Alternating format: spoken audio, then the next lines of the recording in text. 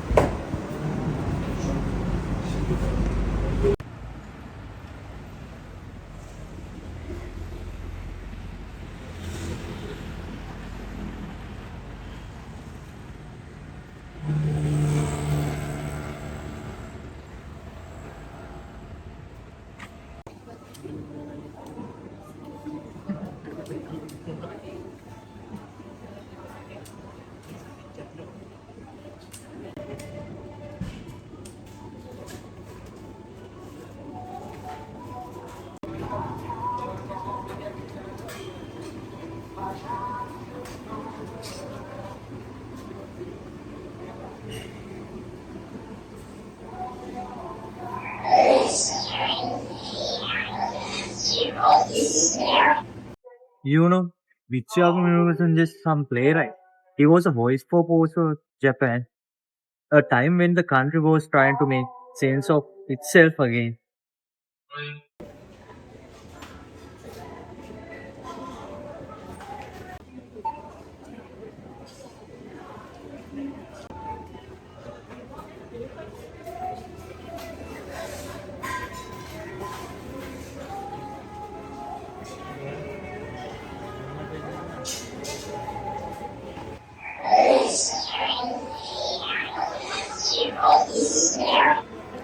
I read that he was influenced by Samuel Beckett, right? But he Japanese Beckett's themes, making them relevant to the Japanese experience after the war. Samuel Beckett dealt with the ordinary struggles of life, but Betsuka added that external weight, like the air itself in Factory Town. It's heavy, everything feels stifling, like there's no way out.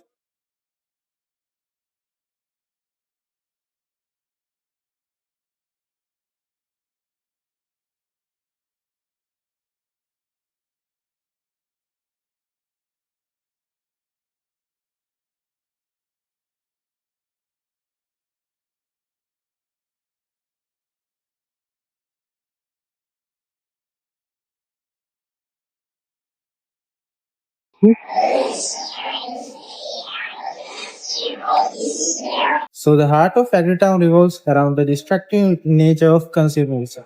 How it sneaks into our lives, convincing us that we need things that we never even thought about. That's the central theme of the story.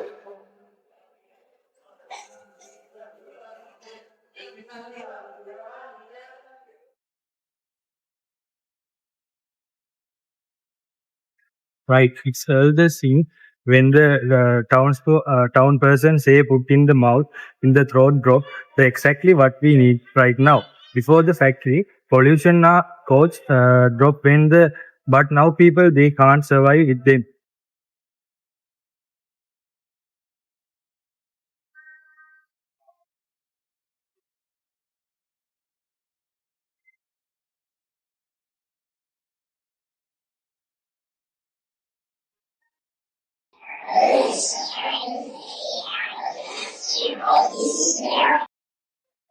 Exactly. The factory created the problem, then convenience solved the solution. The people didn't need the cough drop until the factory made it necessity. It's a classic it's a classic consumer history. Manufacture a problem, then profit from the fix.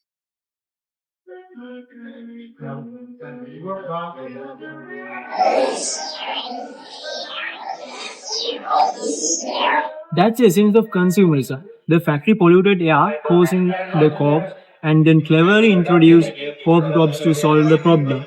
It's manipulative. And once the people accepted the idea, it became a basic need, something that they never thought they needed before.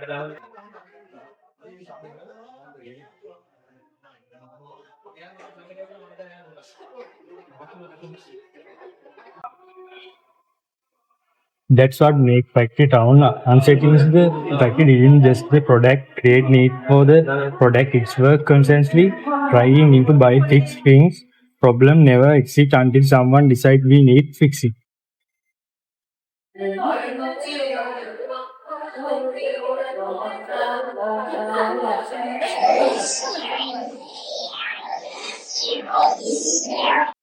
And remember the smokestacks?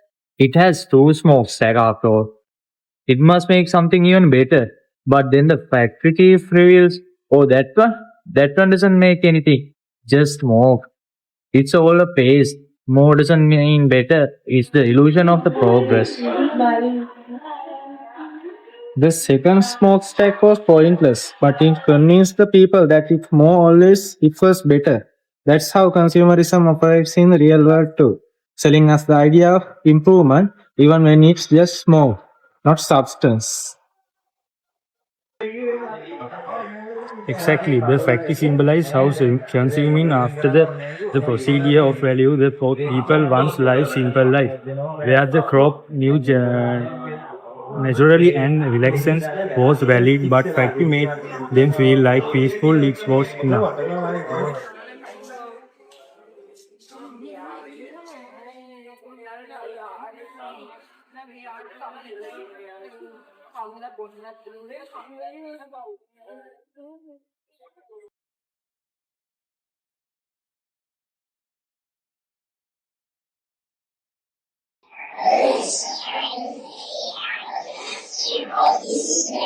That's the danger.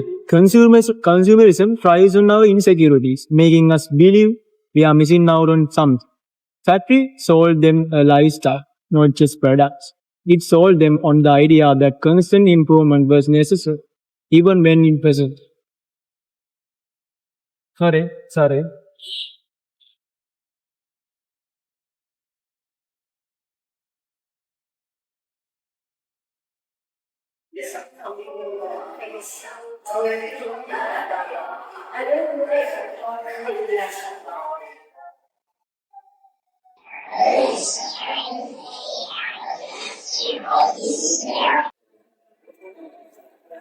The townspeople admire the factory workers, saying, what incredible workers! I have never seen anyone work like that. They started idolizing productivity even though they didn't need it to be happy. It's just how today we glorify being constantly busy even if it's unnecessary.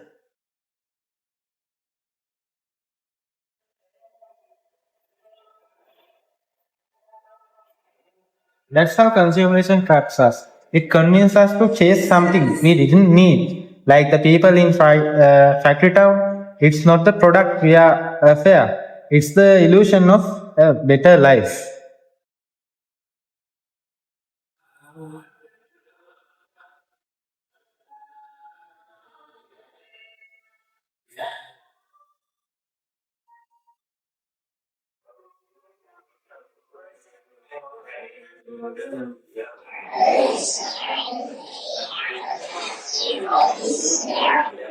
Alright, let's dive into the not using free text period.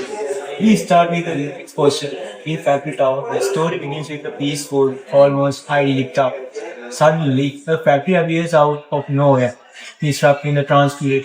This factory is an enigma. No one knows what it produces or why it's there. Its merely existence piques the curiosity of the townspeople, setting the foundation for the stories which Next, we move the recent action. The factory start operating. Its present become the more instructive. The smoke first, the chemical finance scan and sitting are big soup. The town some people are disturbing, causing going to increasing uncomfortable, but freezing keep rising. A situation where bad enough. The factory second smoker making smoke weaver. The tension built as people need know what going to increase. The climax where everything comes to a head. The townspeople, finally fed up with the smoke and their own suffering, decide to confront the factory chief. This is the story turning point. The moment they learn the truth, and it's both ironic and absurd. The factory isn't producing anything essential or groundbreaking. It's making cough though. a remedy for the very caused by its own pollution. This twist is the peak of the story, where the mystery is unveiled and the factory's purpose becomes clear.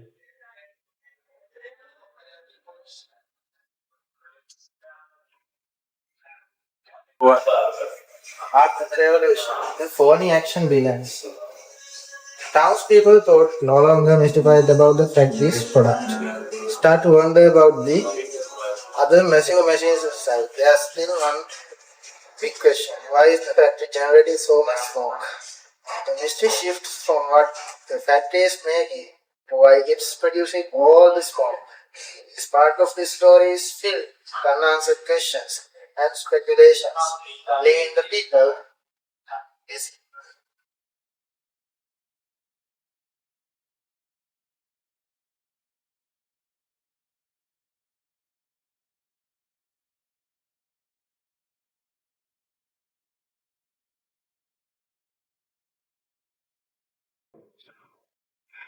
And then we hit the new solutions with the unlimited storage episode.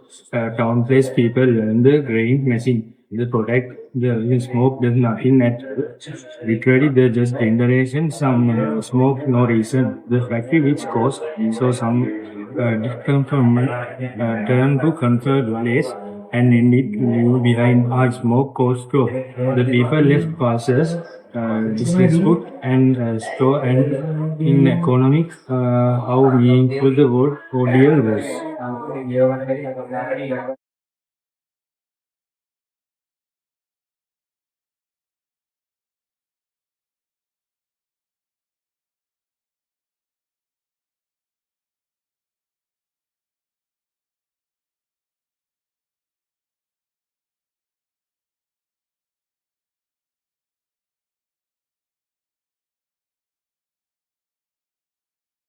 It's remarkable how the author has employed multiple literary devices to how the absurdity and deliver the themes.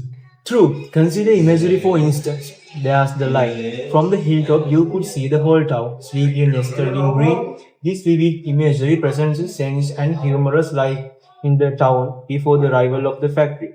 It shows a simple existence where people's needs are naturally made by their environment. This peaceful setting starkly contrasts with the intrusive consumer symbolized by the factory, emphasizing how consumerism disrupts a previously contained way of life and introduces unnecessary desires.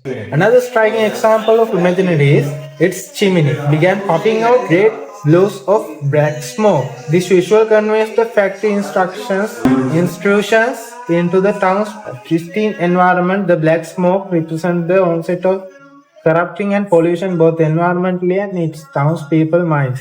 It symbolizes how consumerism spares unnecessary desires by obscuring people's judgment and lowering them towards something they don't actually need.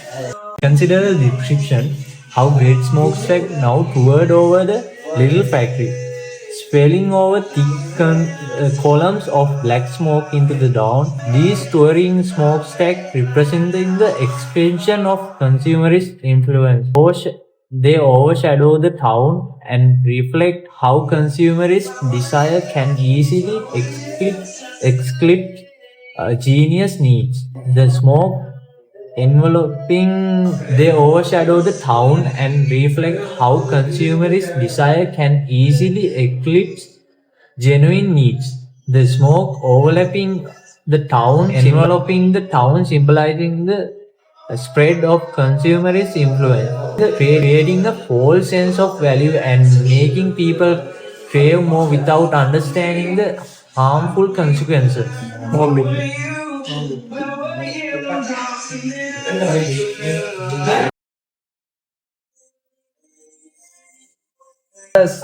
Another example is the slight was interesting. Two great smokestacks now towards over the little factories, pouring the two thick columns of black smoke into the dawn sky. The townspeople admire the smokestacks, thinking they signify progress, which is ironic because the additional smokestack only increases the harmful smoke. This irony illustrates how consumerism can devise people into valuing superficial advancement while overlooking their people into valuing superficial advancement while overlooking their detrimental effects, thereby critiquing how industries manipulate consumer desires. Additionally, there's the exchange. I have never seen anyone work like that. I want my son to see this. I'm going to tell my husband he needs to do better.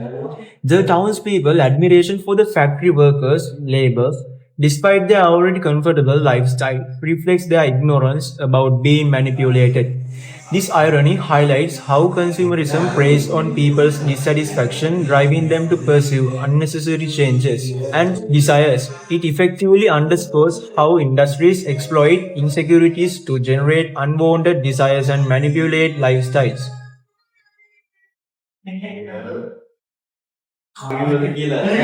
Symbolism also plays a crucial role. For instance, the knock hole through which the townspeople peeking at the factory symbolize their limited perspective.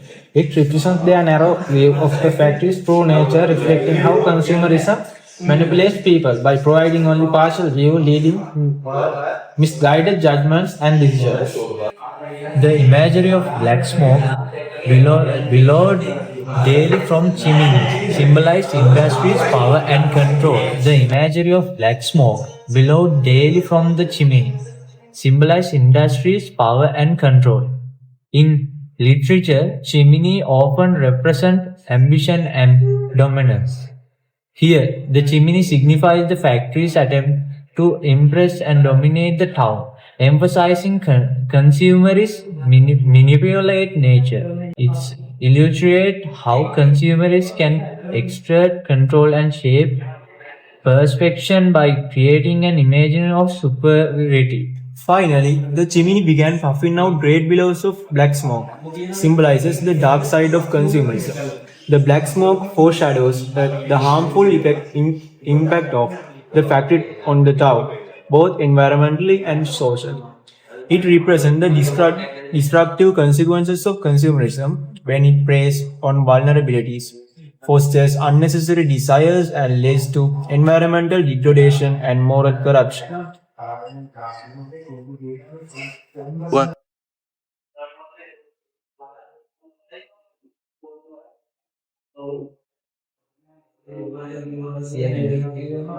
The response the factory town paraphrase in the what make marketing. The what are they like are reproduced throughout the dialogues. For example, when the town people first encountering factory, the key fix question which implying the growing concern a factory in nature. The response highlighting their collective observing with ongoing factory script.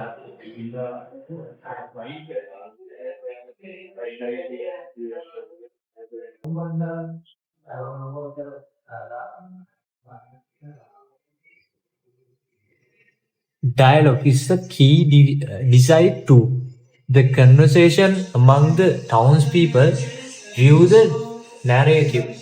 For instance, speculation about the factor's purpose and their collective fear are related through their exchange. This communal dialogue created unfilled voice, representing the town shared anxiety and curiosity about the factory unknown operations. The story's use of ambiguity is striking. The factory's function is never explicitly revealed, which creates suspense. For example, the narrative never clarifies what exactly the factory produces or what is causing such a commotion. This deliberate vagueness engages readers, inviting them to ponder the factory's true impact and the nature of its operations.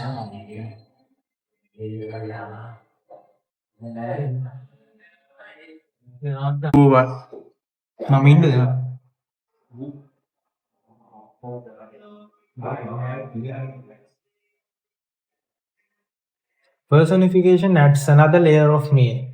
The factory is described as it is appeared just like that and started producing smoke immediately. This personification makes the factory seems almost alive, as if it has its own agenda and it's actively influencing the town.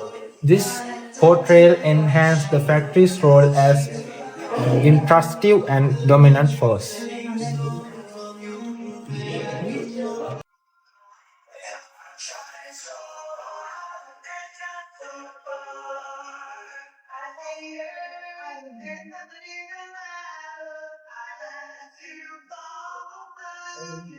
This literary device really bring the complex of factory town. They help us understanding news story, consuming and engineering, reading in the web, and processing and symbolize.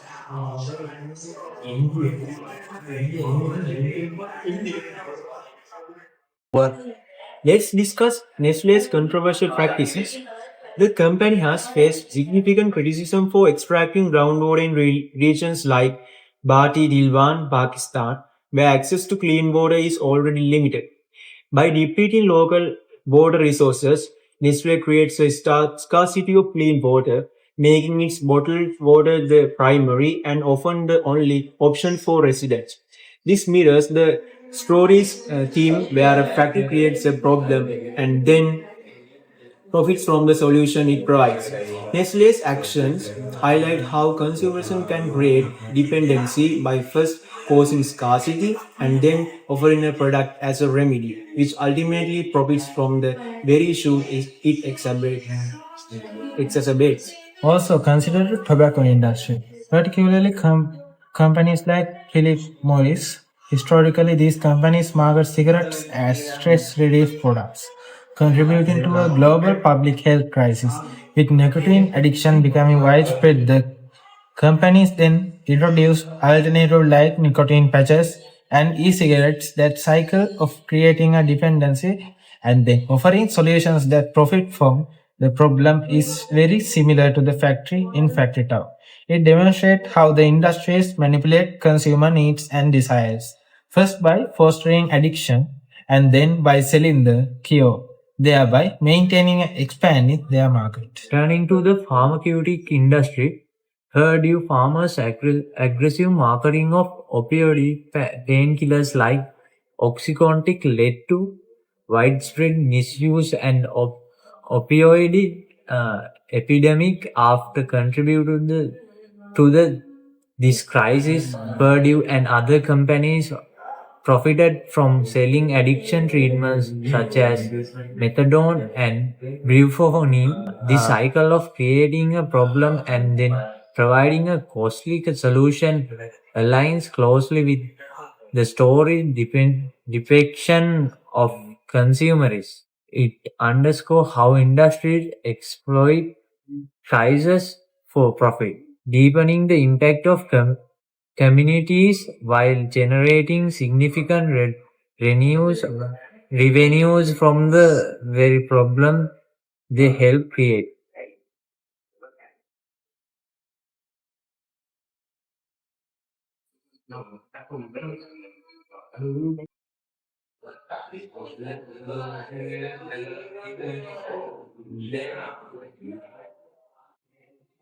Let's look at each game. The Facebook and Google, the campaign, the build empire of the hand person use data, which raising major privacy.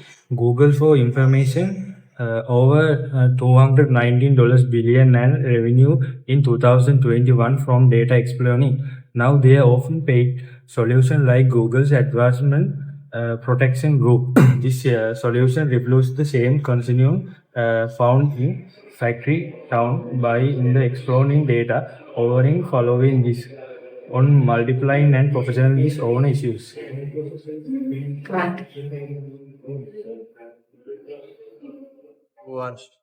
Finally, consider fast fashion brands like H&M and Zara. These companies are major contributors to environmental damage. So, their promotion of overconsumption and production of cheap disposable clothing, the fashion industry generates around 92 million tons of waste annually and accounts for approximately 10% of global carbon emissions. In response, brands have introduced sustainable clothing lines like H&M's Conscious Collection, which claims to use eco-friendly materials.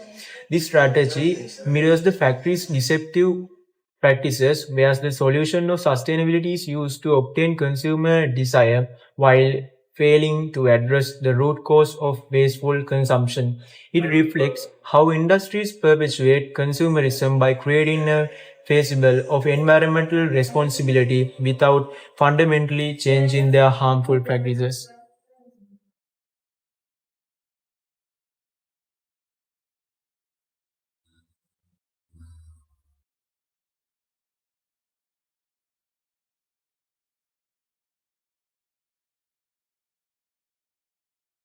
As we reflect today discuss, let's remember our own understanding this issue can be meaningful change by reducing unfriended between story, real life practice. We employing ourselves, changing and standard and your exploration. Thank you all of considering this discussion. Let cry, listen forward, continue to question, reshape our facing practical to better, more equal in future.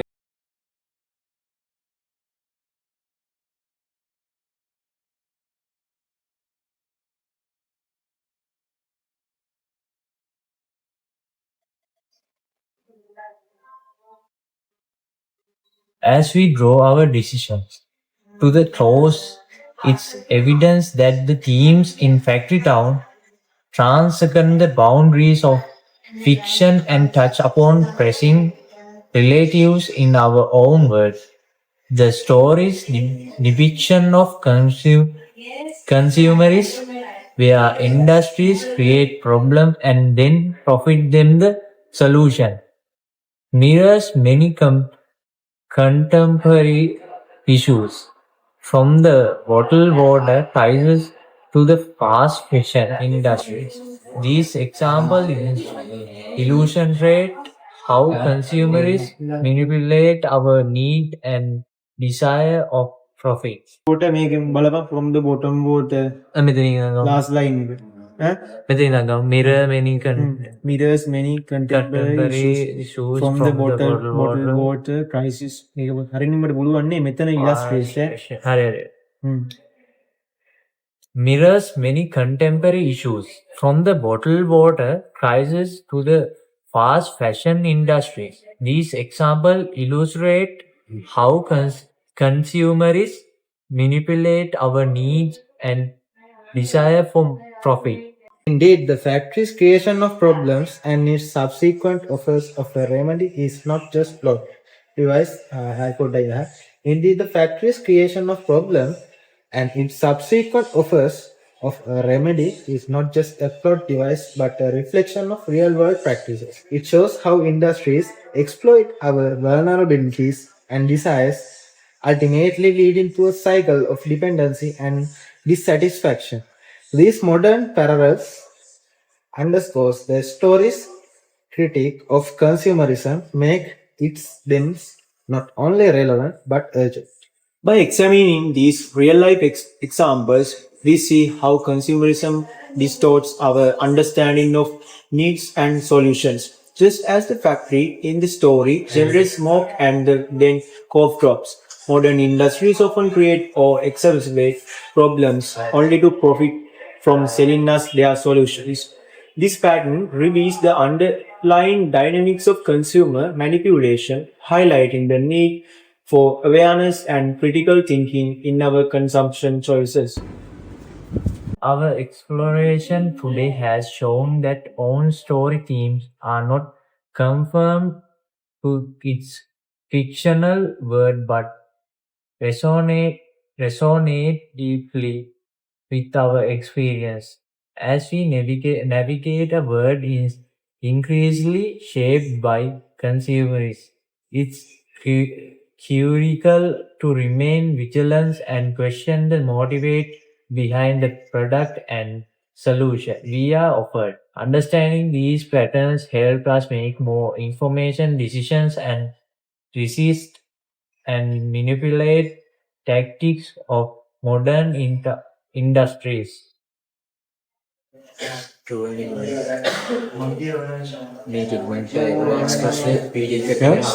Yes, the toilet.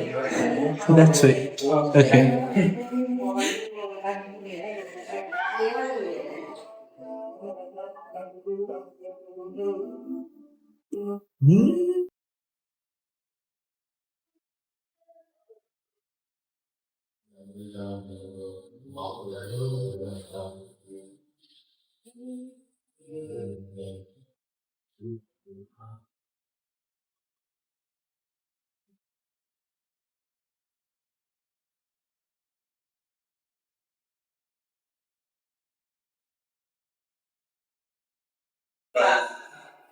As we reflect on today's discussion, let's remember that our awareness and understanding of these issues can drive meaningful change.